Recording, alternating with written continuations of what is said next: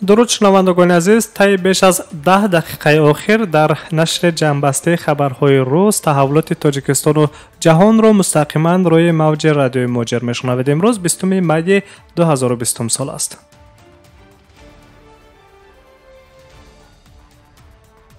охирин хабарҳои Тоҷикистону ҷаҳонро аз худи Тоҷикистон шурӯъ мекунем. имрӯз дар як мулоқоти хоси президенти ҷумҳурияи Тоҷикистон Эмомалӣ Раҳмон бо кормандони соҳаи тиб ва боздид аз як қатор муассисаҳои тандурустии шаҳри Душанбе иброз гардид, ки ҳолатҳои фавт дар ҷумҳурияи Тоҷикистон нисбат ба нишондиҳандаҳои ҷаҳонӣ аз бемории илтиҳоби шуш 0.2%, сил 10.2%, саратон қариб 37% ва вируси норасоии масунияти одам 17.4% кам мебошад. Президенти ҷумҳурияи Тоҷикистон Эмомалӣ Раҳмон ҳамчунин тазаккур доданд, ки ҷаҳати расонидани кӯмаку дастгирӣ ба вазорати тандурустӣ ва ҳифзи иҷтимоии аҳолӣ дар ҳаҷми 29 миллион сомонии маблағҳои зарурии иловагӣ ҷудо гардида, кори ситод зери назорати шахсии раҳбари давлат қарор дода шуд. таъкид намуданд президенти ҷумҳурияи Тоҷикистон Эмомалӣ Раҳмон ва илова доштанд, ки тавассути бастани марзҳо, маъни парвозҳои байнулмилалӣ ва карантин намудани мусофирони аз берун воридшаванда мо тавонистем муддати пеши роҳи паҳншавӣ бо суръати вирусро нигоҳ дорем. дар идомаи суханронии хеш раис ҷумҳур ба масъалаи маблағҳои ҷамъшуда дар суратҳисоби махсуси хазинадории марказии вазорати молия ҷаҳати тақвияти корҳои безараргардонӣ ва мубориза алайҳи вируси COVID-19 ишора намуданд.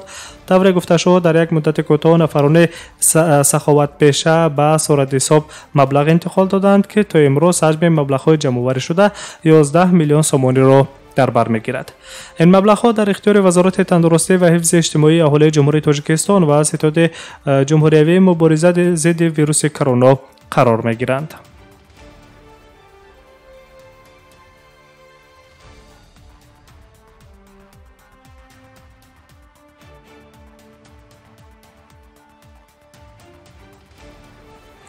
ҳукумати ҷумҳурияи Тоҷикистон ба зиёда аз 300 оилаҳои зарардида аз офати табиӣ рӯзҳои 14-16 майи соли ҷорӣ дар ноҳияи Хуросони вилояти Хатлон маводҳои ғизоиву лавозимоти тиббӣ ва гигиенаи шахсӣ фиристодааст.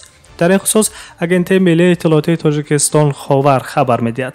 тавре дар хабар гуфта мешавад, ба 300 хонаводаи зарардида аз офати табиӣ як халтаи орд, биринҷ, равған, картошка, сабзӣ, пиёз, макарон, ҷамъ 55 тонна маҳсулоти мавриди ниёзи аввалия, инчунин ба аҳолӣ ва бунгоҳҳои тиббии маҳалли ҳодиса дастгоҳҳои ҳароратсанҷӣ, ниқобҳои муҳофизатӣ, айнакҳо, дастпӯшаку хелъатҳои муҳофизатии тиббӣ, бахил ва сарпӯши тиббӣ, маҳлули антисептикӣ ва дигар маводи гигиенӣ тақдим карда шуд.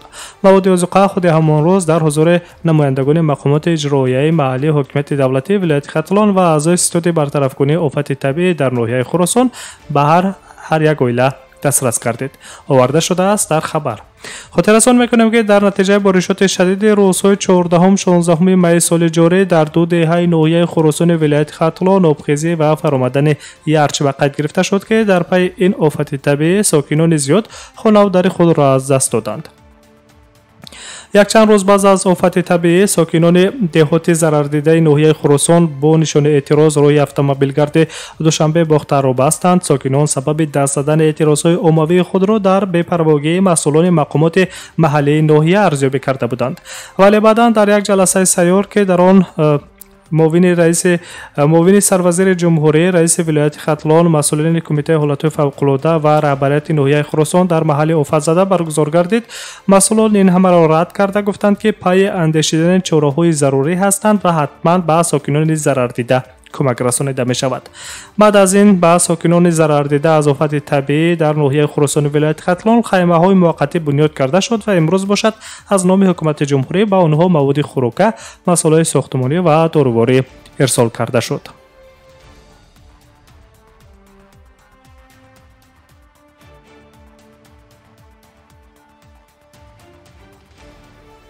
шумо охирин хабарҳои Тоҷикистону ҷаҳонро мустақиман шунида истодаед.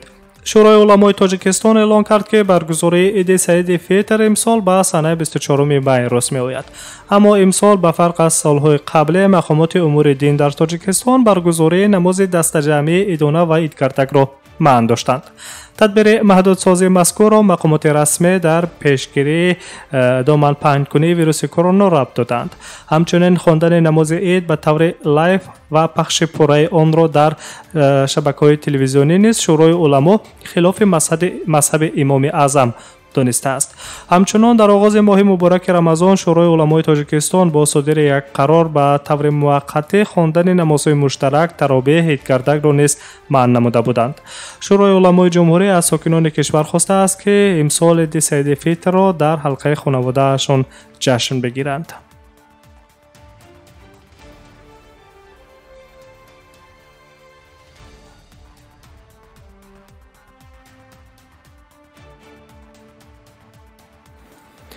امروز 20 می تاجیکستان به جمهوری ازبکستان همسایه کمک بشردوستانه فرستاد. گفته می شود که کمک ارسال گردیده به ازبکستان با تشبث پرزیدنت جمهوری تاجیکستان امامعلی رحمان صورت گرفته است. کمک های بشری تاجیکستان را که قریب 51 واگن قطار راه آهن انتقال یافت، اساساً مسائل ساختمانی عبارت از سمنت، شیفر، رنگ ها و دیگر مواد ضروری را در بر می گرفت. این کمک های تحویل شده تاجیکستان برای رفع عاقبت های آفت طبیعی که به ریزش و بمبار سردابه در ولایت سیردریای ازبکستان آورده رسانید روانه شده است.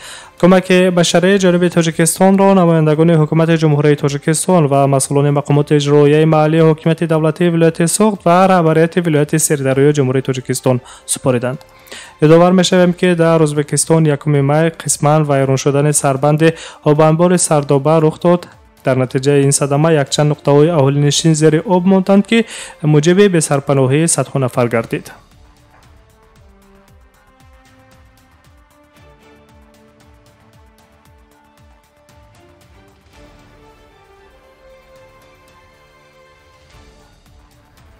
امروز در سن 50 سالگی حمیدالله محمدشاهزاده رئیس ناحیه تاجیک‌آباد درگذشت. مقامات به طور رسمی سبب درگذشت رئیس ناحیه تاجیک‌آباد را تا حال افشا نکردند، ولی بعضی از رسانه‌های مستقل گرفتار بودن رئیس ناحیه تاجیک‌آباد را به ویروس کرونا و یا به بیماری التهاب شش که امروزها این دو بیماری خطرناک در تاجیکستان اوج گرفتند حدس میزنند.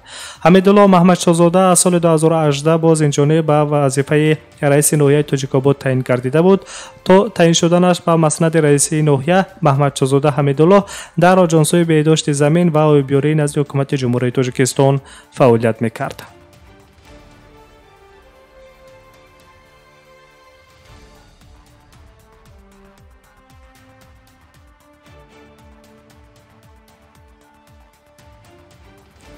در دوشنبه صدمه موتش موجب فوت 2 راننده تاکسی گردید. خبر می‌دهد دفتر مطبوعات وزارت کارهای داخلی جمهوری تاجیکستان.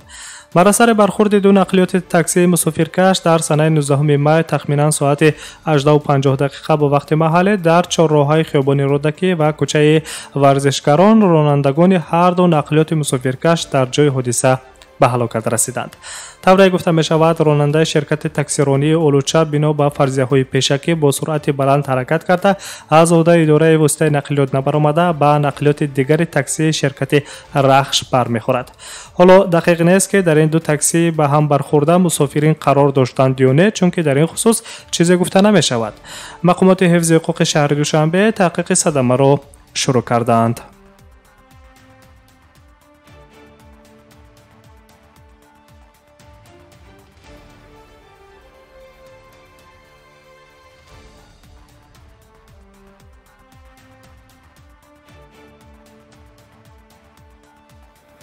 بانک‌های روسیه به مهاجران تاجیک قرض می‌دهند. بعد از پنجشنبه با سرعت کرونا ویروس و اعلان نمودن کرانتین در روسیه، اکثریت مهاجران تاجیک از جای کار محروم گشته در وضعیت بد اقتصادی قرار دارند. در این روزهای وزنین مهاجران تاجیک نه تنها با پیوندان و نزدیکان خود مبلغ روان کردن نمی‌توانند، بلکه خود آنها به کمک مالی نیاز دارند. مهاجران کره تاجیک نمی‌دانند که چگونه در غریبه مبلغ اجاره را پرداخت کنند و روزگاری خود را پیش برند.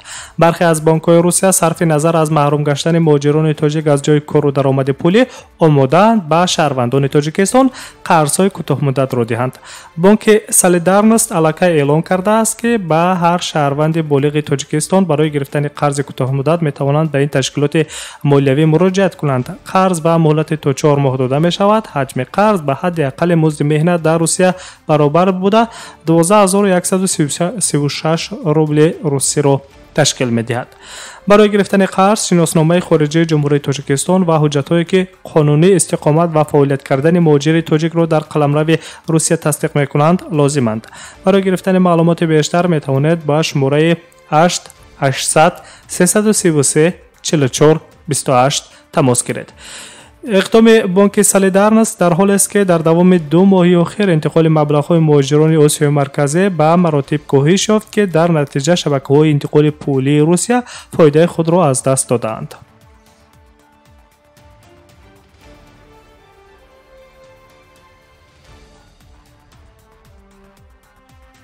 شنوندگان عزیز، آخرین تحولات تاجیکستان و جهان را مستقیما روی موج رادیو مهاجر شنیدید. سلامت باشید.